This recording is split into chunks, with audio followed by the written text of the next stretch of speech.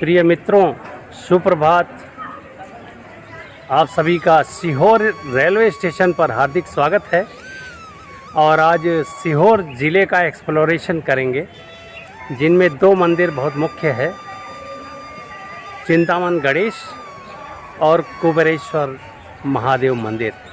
तो चलिए इस स्टेशन से बाहर निकलते हैं और दोनों मंदिरों को टारगेट करते हैं और आपको दोनों मंदिर आज दिखाते हैं, चिंतामन गणेश और कुबेरेश्वर महादेव मंदिर।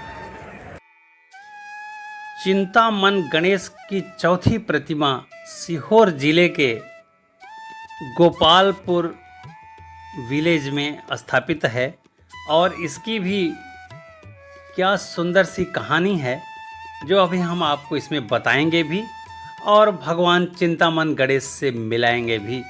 तो चलिए सीहोर स्टेशन से बाहर निकलते हैं और बाहर निकलने के साथ ही साथ एक विशाल जी हमारे मिले हमें, ऑटो रिक्शा चालक, जिन्होंने हमें चिंतामन गणेश और कुबेरेश्वर महादेव दोनों का दर्शन कराने की बात उन्होंने की और उन्होंने सबसे पहले हमें नाश्ता कराया।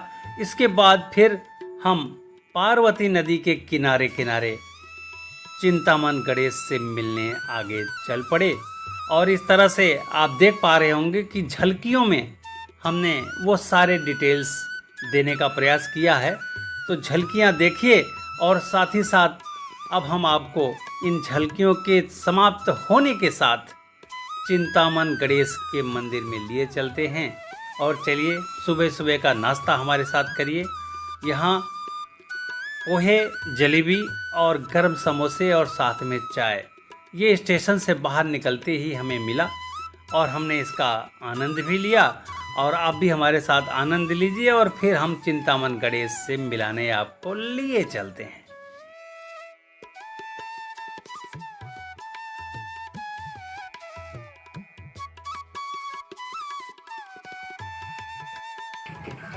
मित्रों, हमारे पीछे आप चिंतामन गणेश जो गोपालपुर में है उसको देख पा रहे होंगे।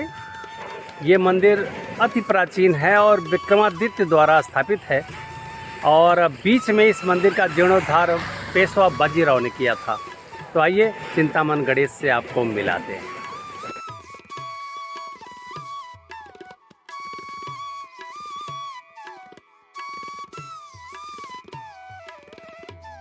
चिंतामन गणेश मंदिर की दंत कथा बेहद रोचक है। ऐसा माना जाता है कि इस मंदिर की स्थापना महाराजा विक्रमादित्य ने की थी और इसकी मूर्ति उन्हें स्वयं भगवान गणेश ने ही दिया था। प्रचलित कहानी के अनुसार एक बार राजा विक्रमादित्य के स्वप्न में गणेश भगवान आए और उन्होंने कहा कि पार्वती नदी के तट पर पुष्प के रूप में अपनी मूर्ति होने की बात उन्होंने स्वप्न में विक्रमादित्य जी को बताया और उन्होंने कहा कि उस पुष्प को लाकर और जैसा हमने कहा है वैसे ही करिए, वह पुष्प बाद में मूर्ति में परिवर्तित हो जाएगा। राजा विक्रमादित्य की सुबह नींद खुली और वो रथ लेकर आगे बढ़े और इसी मंदिर के समीप पार्वती नदी भी है। उसी नदी के नज़दीक पहुंचने के साथ ही साथ वह पुष्प उन्हें मिल गया। साथ में वो रथ पर पुष्प लेकर जब बैठे तो अचानक पुष्प जो है गणेश भगवान की मूर्ति में परिवर्तित हो गया और जब मूर्ति में परिवर्तित हुआ तो इतना वजन था जिसकी वजह से रथ का पहिया जमीन में धंस गया और राजा के अंगरक्षकों ने पहिया निकालने का बड़ा प्रयास किया, लेकिन वो नहीं निकल पाया। अंततोगत्वा जो जगह अभी आप ये देख रहे हैं, इसी जगह पर विक्रमादित्य जी ने चिंतामन गणेश को स्थापित कर दिया और तब से आज तक चिंतामन गणेश यहीं पर विराजित हैं। आप चिंतामन गणेश के पीछे माँ शीतला, भैरव जी और हनुमान जी का दर्शन करिए। और 150 वर्ष पहले एक घटना और घटी। भगवान गणेश की आँख हीरे की थी और वो हीरे की आँख चोरी हो गई और कई दिनों तक आँख के जगह से दूध की धारा टपकती रही। आखिरकार मुख्य पुजारी के स्वप्न में गणेश जी ने आकर कहा कि इस जगह चांदी की आंख लगाया जाए। तब से गणेश जी को चांदी की आंख लगाई गई है, जो आज आप देख पा रहे हैं। देवताओं की, राजा रामचंद्र जी की, सियावर रामचंद्र जी की, भरत शत्रुघ्न लक्ष्मण भैया की, पवन सुत हनुमान जी महाराज की, गणेश्वर हनुमान जी महाराज की, बटकेश्वर हनुमान जी महाराज की, बड़ पीपल की, विराजमान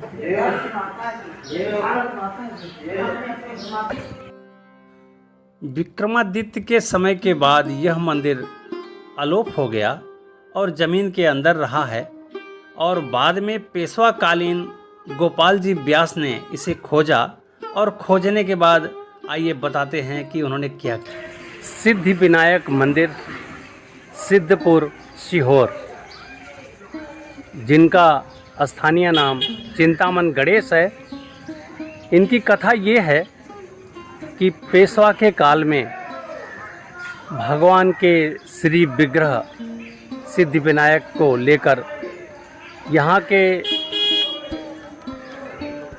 पेशवाकालीन अधिकारी गोपाल जी व्यास, जिनका नाम है, वो लेके चले और पास में पार्वती नदी के समीप आकर, अर्थात इसी जगह पर आकर उनका रथ का पहिया टूट गया। इस कारण से फिर वो रथ आगे नहीं जा पाया, और भगवान गणेश ने गोपाल जी के स्वप्न में आके कहा कि अब हमें आप यहीं पर स्थापित कर दीजिए, और तब से भगवान चिंतामन गणेश यहीं पर स्थापित हैं। और गणेश की ये जो प्रतिमा है, ये विक्रमादित्य के समय की है, विक्रमादित्य के समय की प्रतिमा है, और ये प्रतिमा तब से आज तक गोपाल जी के द्वारा ये खोजा गया। उनके स्वप्न में आए भगवान, और स्वप्न में आके उस जगह का उन्होंने खोज किया। खोज करने के बाद रथ पर बिठाया, और रथ पर बिठाकर जब थोड़ी दूर आगे चले तो पार्वती नदी के किनारे उनके रथ का पहिया टूट गया। इस कारण से ये इसी जगह पर स्थापित हो गए, चिंतामन गणेश, जिला सीहोर। बोलिए गणपति बप्पा मोरया।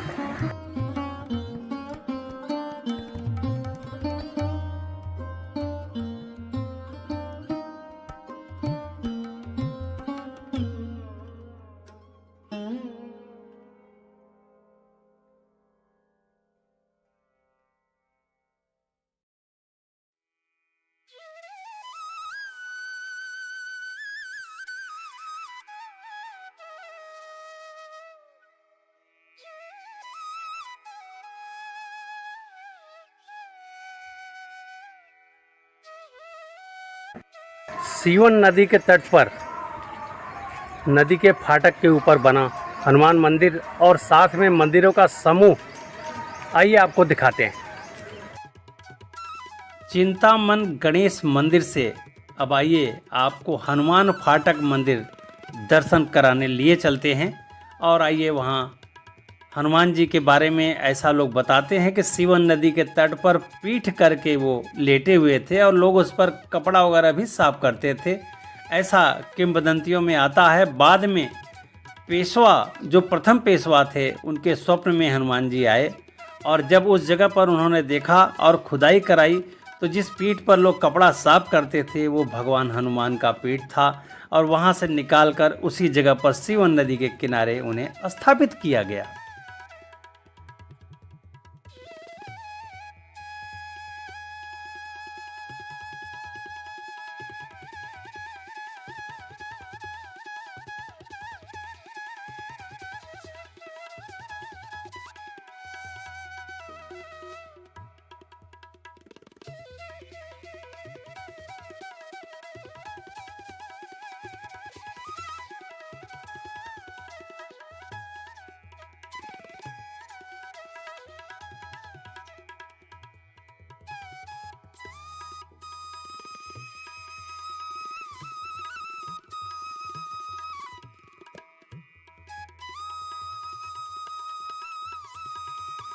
सीवन नदी का तट अति प्राचीन काल से विख्यात रहा है, और पेशवाकालीन हमारे श्रद्धालुओं ने हनुमान फाटक मंदिर बनने से पहले यहाँ पर हमारे काशी विश्वनाथ भोलेनाथ का मंदिर यहाँ बनाया हुआ है। तो आइए आपको भगवान काशी विश्वनाथ से मिलाते हैं। और सामने ये शिव की विशाल प्रतिमा आप देख ही रहे हैं। और आइए अब काशी विश्वनाथ मंदिर में भगवान भोलेनाथ का दर्शन आपको कराते हैं। ये है सीवन नदी के तट पर हनुमान फाटक में काशी विश्वनाथ मंदिर। ओम नमः शिवाय।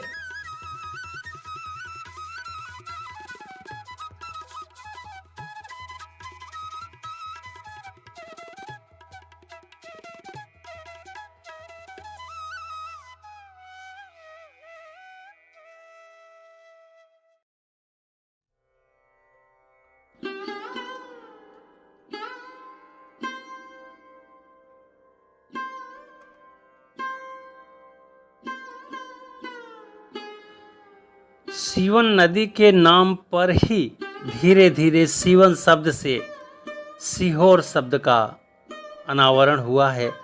और सीवन नदी और सीहोर शहर सीवन नदी से ही निकला हुआ शब्द है। तो इस तरह से ये हनुमान फाटक और सीवन नदी सीहोर जिले की सीमा रेखा। अब आइए आपको हनुमान फाटक लिए चलते हैं। दूर से ही हनुमान जी हमारे नजर आने लगते हैं। नीचे की पहली सीढ़ी से ही आप हनुमान जी का दर्शन बराबर कर सकते हैं। प्रवेश द्वार मात्र 4 फीट का है और हमारे हनुमान जी 9 फीट के हैं, जो ऊंचे आसन पर विराजमान हैं। और सोचिए कि कितनी पुरानी प्रतिमा होगी, कब से लोग इनके पीठ पर कपड़े साफ कर रहे होंगे। लेकिन पेशवा के स्वप्न में आकर उन्होंने अपने को स्वयं को स्थापित किया है। तो ये है हनुमान फाटक मंदिर।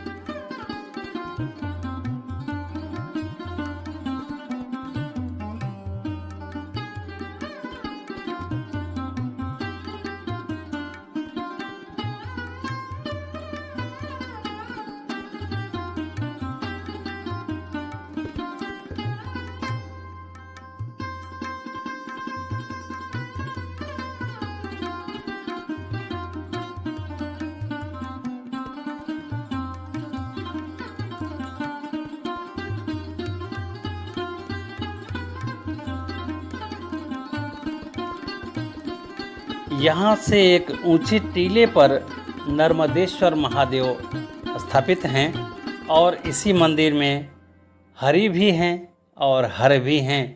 तो चलिए आपको हरि और हर नर्मदेश्वर महादेव और साथ में भगवान विष्णु की प्राचीन प्रतिमा का दर्शन कराते हैं। ये नर्मदेश्वर महादेव हैं और इन्हीं के ठीक सामने ये हमारे भगवान विष्णु का प्रतिमा। ओम नमो भगवते वासुदेवाय।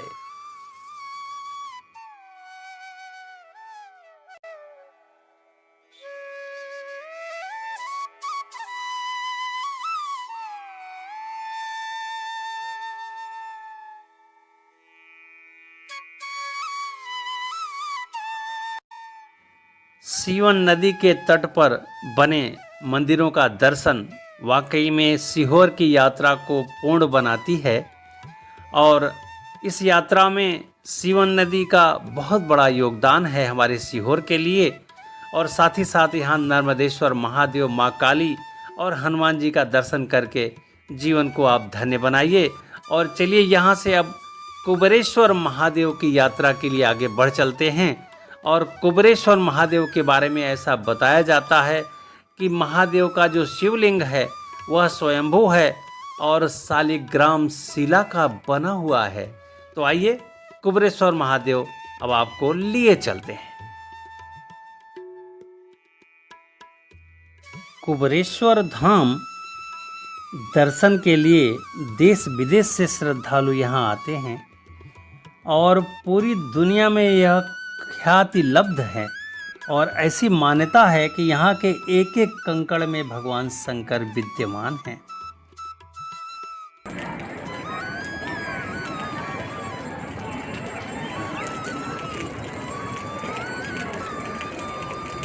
बोलिए कुबेरेश्वर महादेव की जय। कुबेर ने भगवान शिव की स्तुति और पूजा करके इस स्थान को महात्म्य बक्सा है और शालिग्राम शिला में स्थापित हमारे शिवलिंग जो काले पत्थर शालिग्राम शिला का है, ये हमारे श्रद्धालुओं के श्रद्धा का केंद्र है। तो ये है कुबेरेश्वर महादेव मंदिर। मंदिर अंदर से बहुत ही सुंदर है और बीच का प्रांगण भक्तों के उपस्थिति को लेकर काफ़ी बड़ा बनाया गया है और के बीच के केंद्र बिंदु में भगवान कुबेरेश्वर महादेव विद्यमान हैं, जो एक काले पत्थर में बीचों बीच हैं और उनके आगे पीछे एक राउंड शेप में अर्घा बना हुआ है और वहीं पर लोग नारियल तोड़ते हैं और साथ ही साथ भगवान शंकर का त्रिशूल भी वहीं बना हुआ है, लगा हुआ है। तो चलिए कुबेरेश्वर धाम का दर्शन आप मेरे साथ साथ करिए और फिर हम आपको बीच में फिर से उपस्थित होते हैं। बोलिए कुबेरेश्वर महादेव की जय।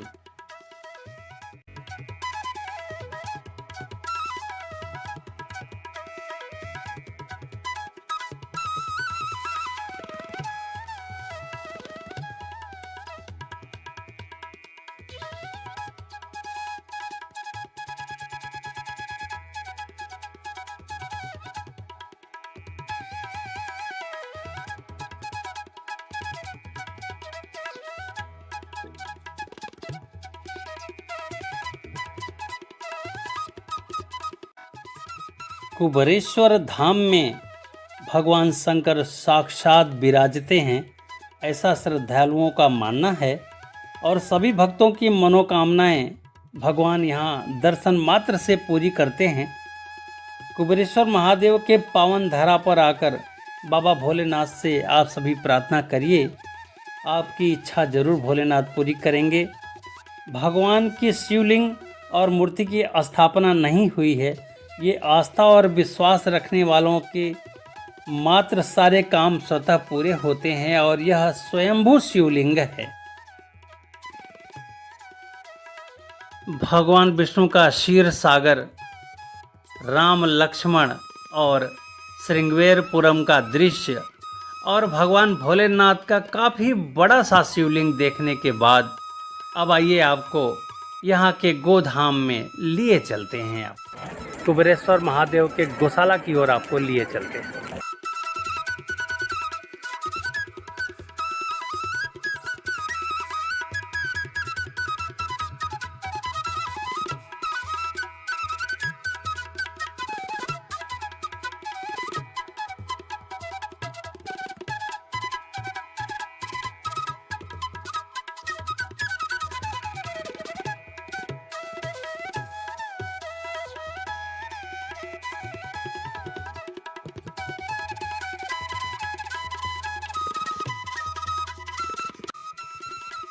गायों का दर्शन करते करते गौशाला के ठीक पीछे रुद्राक्ष वितरण केंद्र बना हुआ है। कुबेरेश्वर महादेव धाम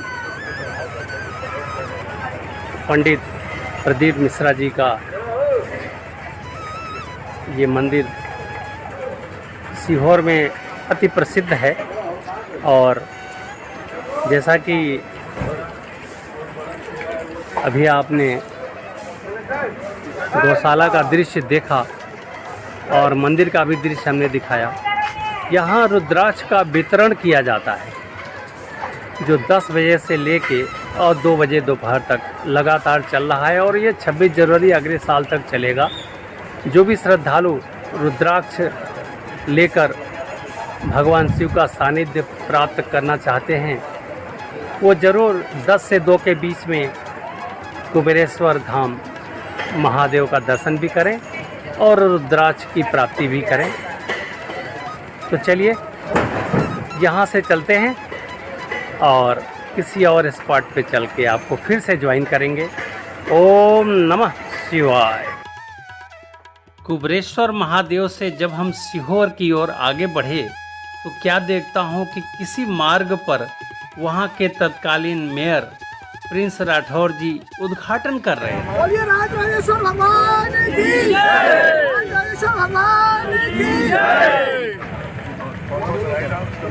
भाई आप स्वागत करा दो, बहुत बहुत बधाई हो सभी समाज को भैया।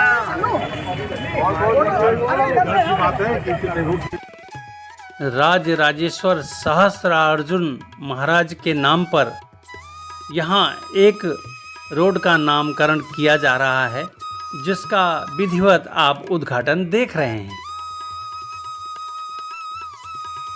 यह भी हमारा सौभाग्य था कि जब हम पहुँचे तो वहाँ उद्घाटन समारोह चल रहा था और हम भी उस उद्घाटन समारोह के एक अतिथि बन गए और साथ ही साथ प्रिंस राठौर जो वर्तमान मेयर हैं सीहोर के, उनसे भी मिलने का मुझे अवसर प्राप्त हुआ।